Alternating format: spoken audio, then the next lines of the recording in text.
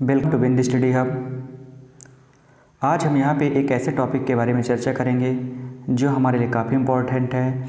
वर्तमान में देखो तो यह करंट से भी संबंधित है, लेकिन इस टॉपिक की हम पूरी चर्चा करेंगे। करंट के साथ साथ स्टैटिक्स जीके और आने वाले महत्वपूर्ण प्रश्नों के बारे में भी चर्चा करेंगे।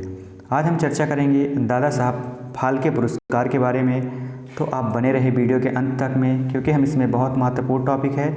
साथ साथ अभी तक किसको किसको मिला यह भी इस वीडियो में कवर करेंगे।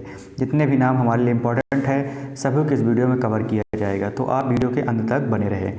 तो आइए शुरू करते हैं दादा साहब फाल्के पुरस्कार।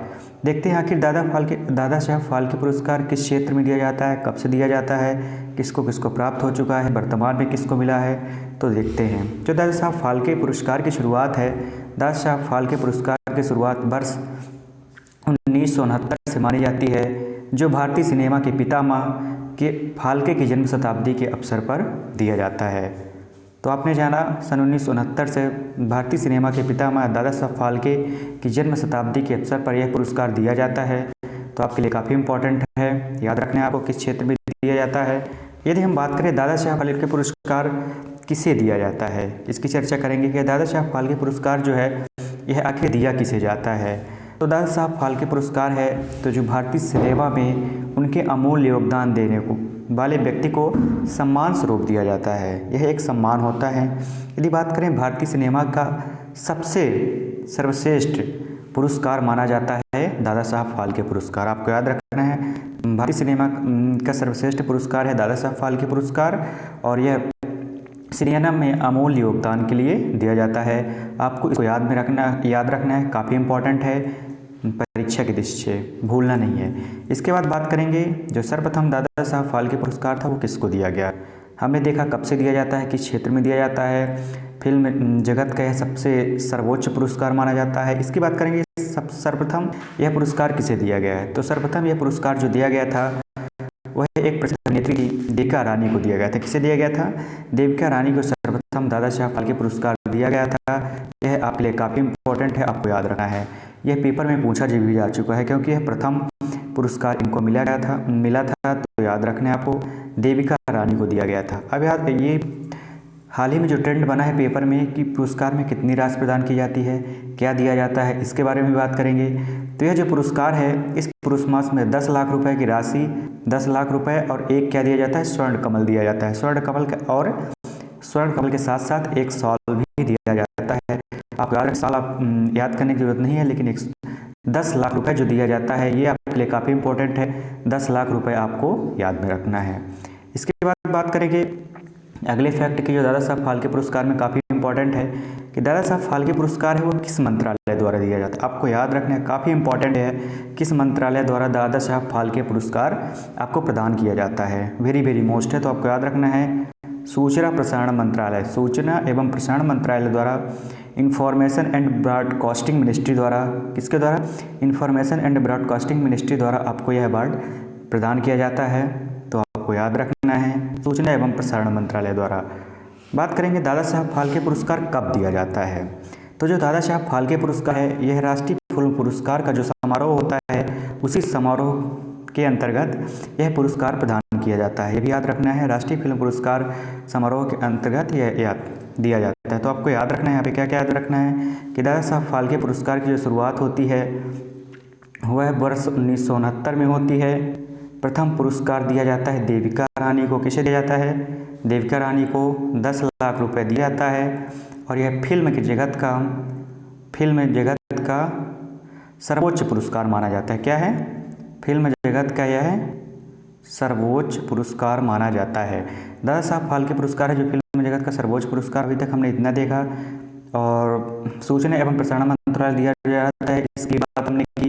इसके बाद देखेंगे वर्ष 1969 से वर्ष 2021 तक बात करें, जो हाल ही में दादा साहब फाल्के पुरस्कार प्रदान किया गया है। अब तक कितने लोगों को दादा साहब फाल्के पुरस्कार मिल चुका है उसकी लिस्ट देखेंगे। किस क्षेत्र में मिला है इसके बारे में भी बात करेंगे। तो आइए देखते हैं। जो दादा साहब फाल्के पुरस्कार है तो हमने बात की, प्रथम विजेता थी देविका रानी, और इन्हें 1969 मिला था। किस क्षेत्र के लिए? हिंदी के लिए। आपको इम्पोर्टेंट है, याद रखना है। यहाँ पे उसी को देखेंगे जो हमारे लिए इम्पोर्टेंट है। बाकी मिला तो बहुत सारों को है, सारा नाम याद नहीं करना है आपको। इसके बाद देखेंगे जो हमारे लिए अगला इम्पॉर्टेंट नाम है दादा साहब फाल्के पुरस्कार से, उसको देखेंगे। जो अगला दादा साहब फाल्के पुरस्कार उसको हम बात करेंगे, याद रखेंगे आप कानन देवी। किसको? कानन देवी को आपको याद रखना है। कानन देवी को याद रखना है, एक बंगाली अभिनेत्री थी जिन्हें वर्ष 1976 में दादा साहब फाल्के पुरस्कार प्रदान किया गया है। इसको आपको याद रखना है, किसको? कानन देवी को। इसके बाद जो बात करेंगे, अगला नाम हमारे लिए काफ़ी इम्पोर्टेंट है, वह है नौशाद अली। नौशाद अली को याद रखना है, हिंदी के क्षेत्र में इन्हें वर्ष 1981 में दादा साहब फाल्के पुरस्कार प्रदान किया गया। आपको याद रखना है नौशाद अली। नौशाद अली के बाद जो हमें नाम याद रखना है, वो नाम याद रखना है किसका? सत्यजीत रे। किसका नाम याद रखना है?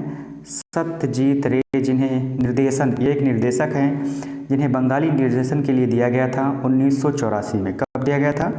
1984 में। आप याद रखना है 1984 में इन्हें प्रदान किया गया। इसके बाद देखेंगे एक नाम और आपके लिए इम्पोर्टेंट है, वी शांता राव।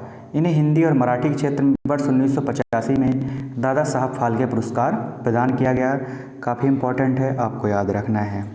इसके बाद अगले नाम की चर्चा करेंगे। जो अगला नाम हमारे लिए इम्पोर्टेंट है वो है राज कपूर। राज कपूर जो अभिनेता थे, इन्हें वर्ष 1987 में, राज कपूर साहब को वर्ष 1987 में दादा साहब फाल्के पुरस्कार प्रदान किया गया है। आपको याद रखना है, काफ़ी इम्पोर्टेंट है। इसके बाद बात करेंगे लता मंगेशकर जी की। जो लता मंगेशकर जी हैं, इनको वर्ष, ये एक पार्श्व गायिका है, आपको याद रखना है, पार्श्व गायिका। हिंदी और मराठी क्षेत्र के लिए इन्हें वर्ष 1989 में, कब? वर्ष 1989 में इन्हें दादा साहब फाल्के पुरस्कार प्रदान किया जाता है। काफ़ी इम्पोर्टेंट है, याद रखना है आपको। इसके बाद अगले नाम की चर्चा करेंगे। अगला नाम जो है वो है हमारे लिए भूपेन हजारिका।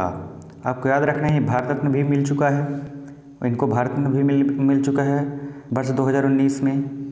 तो आपको याद रखना है भूपेन हजारिका जी हैं, इन्हें पार्श्व गायक के लिए ये आसमी में मिला था। किस लैंग्वेज में मिला था? आसमी लैंग्वेज में 1992 में इन्हें दादा साहब फाल्के अवार्ड मिला है। आपको याद रखना है। इसके बाद बात करेंगे दिलीप कुमार की। किसकी बात करेंगे? दिलीप कुमार जी की। ये भी काफ़ी आपके लिए इम्पोर्टेंट है। दिलीप कुमार जी हैं, इनको अभिनेता हैं, आपको पता होगा। हिंदी में इन्हें वर्ष 1994 में दादा साहब फाल्के पुरस्कार प्रदान किया जाता है। इसके बाद हम बात करेंगे कवि प्रदीप जी की। किसकी बात करेंगे? कवि प्रदीप की। कवि प्रदीप को यह गीतकार थे, इन्हें वर्ष 1997 में हिंदी का दादा साहब फाल्के पुरस्कार मिला है। आपको याद रखना है। इसके बाद जो अगले नाम की चर्चा करेंगे, जो काफ़ी इम्पोर्टेंट है हमारे लिए, अगला नाम हमारे लिए है आशा भोसले। आशा भोसले, जैसा कि आपको पता है कि एक गायिका हैं, इन्हें वर्ष 2000 में कब मिला? वर्ष 2000 में आशा भोसले जी को दादा साहब फाल्के पुरस्कार प्रदान किया गया। यहीं पे एस चोपड़ा को देख लेते हैं, इन्हें वर्ष 2001 में दादा साहब फाल्के पुरस्कार मिलता है। देव आनंद को वर्ष 2002 में मिलता है, ये भी अभिनेता थे, आपको याद रखना है। इसके बाद यदि हम चर्चा करेंगे, अगले नाम की चर्चा करेंगे श्याम बेनेगल की। श्याम बेनेगल की चर्चा करेंगे। श्याम बेनेगल को वर्ष 2005 में दादा साहब फाल्के पुरस्कार प्रदान किया गया है। किसको? श्याम बेनेगल जी को, याद रखना है आपको। इसके बाद बात करेंगे जो अगला नाम है, अगला नाम है गुलजार साहब। अगला नाम देखेंगे गुलजार साहब की। तो गुलजार साहब को, यह एक गीतकार हैं हिंदी का। 2013 में गुलजार साहब को कब प्रदान किया गया है? वर्ष 2013 में दादा साहब फाल्के पुरस्कार प्रदान किया गया है। आपको याद रखना है। गुलजार साहब के साथ साथ ही जो हमारे लिए एक और इम्पॉर्टेंट नाम है वो है शशि कपूर जी। शशि कपूर जी को वर्ष 2014 में दादा साहब फाल्के पुरस्कार मिलता है। कब? 2014 में। इसके बाद बात करेंगे मनोज कुमार की। मनोज कुमार को 2015 में दादा साहब फाल्के पुरस्कार मिलता है। इसके बाद जो हमारे अगला नाम है जो काफ़ी इम्पोर्टेंट है, आपको याद रखना है, विनोद खन्ना। क्या बात करेंगे? विनोद खन्ना जी की बात करेंगे। याद रखना है आपको, इन्हें मरणोपरांत मिला है। ये आपके लिए इम्पोर्टेंट हो जाता है क्योंकि इसके पहले मरणोपरांत किसी को नहीं दिया गया था। विनोद खन्ना को मरणोपरांत मिला गया और ये प्रथम व्यक्ति हैं जिन्हें मरणोपरांत, याद रखना है, प्रथम व्यक्ति हैं जिन्हें मरणोपरांत यह पुरस्कार प्रदान किया जाता है। इसलिए आपके लिए वेरी वेरी मोस्ट हो जाता है और 2017 में दिया गया है। आपको याद रखना है, काफ़ी इम्पोर्टेंट है। मरणोपरांत जो प्रथम बार दादा साहब फाल्के पुरस्कार प्रदान किया गया वह अभिनेता विनोद खन्ना को वर्ष 2017 में प्रदान किया गया। बात करें 2018 का किसे प्रदान किया गया, वर्ष 2018 का जो दादा साहब फाल्के पुरस्कार दिया गया वह बॉलीवुड के महानायक अमिताभ बच्चन जी को प्रदान किया गया। किसे प्रदान किया गया, अमिताभ बच्चन को प्रदान किया गया 2018 के लिए। आपको याद रखना है, इसको पूछा जा सकता है 2018 में दादा साहब फाल्के पुरस्कार किसे दिया गया, यह आपके लिए काफ़ी इम्पोर्टेंट है। बस 2018 के बाद यदि हम चर्चा करें तो वर्ष 2019 का जो दादा साहब फाल्के पुरस्कार हाल ही में प्रदान किया गया है। कब प्रदान किया गया आपको याद रखना है, 25 अक्टूबर को जो दादा साहब फाल्के पुरस्कार की घोषणा की गई है उसमें तमिल अभिनेता, किसकी बात कर रहे हैं, तमिल अभिनेता रजनीकांत जी को 2019 का दादा साहब फाल्के पुरस्कार प्रदान किया गया है। आपको याद रखना इम्पोर्टेंट है, किसे मिला है, तमिल अभिनेता रजनीकांत को मिला है दादा साहब फाल्के पुरस्कार। और वर्ष 2020 और 21 में भी नहीं मिला है। वर्ष 2021 में आपको कंफ्यूज नहीं होना है, ये वर्ष 2021 में तो दिया गया है लेकिन यह पुरस्कार है वर्ष 2019 का, क्योंकि 20 और 21 का भी दिया नहीं गया है, कोविड के कारण नहीं दिया गया था। तो यह जो पुरस्कार दिया गया है रजनीकांत को, आपको कंफ्यूज नहीं होना है। एग्जाम में आएगा करंट का क्वेश्चन तो उसमें आपको ऑप्शन रहेगा, वर्ष 2021 भी रहेगा, वर्ष 2019 भी रहेगा, 20 भी रहेगा और 18 भी रह सकता है। तो आपको याद रखना है, इसमें कंफ्यूज नहीं होना है। वर्ष 2019 का दादा साहब फाल्के पुरस्कार वर्ष 2021 में रजनीकांत जी को प्रदान किया गया है, तो आपको भूलना नहीं है, काफ़ी इंपॉर्टेंट है।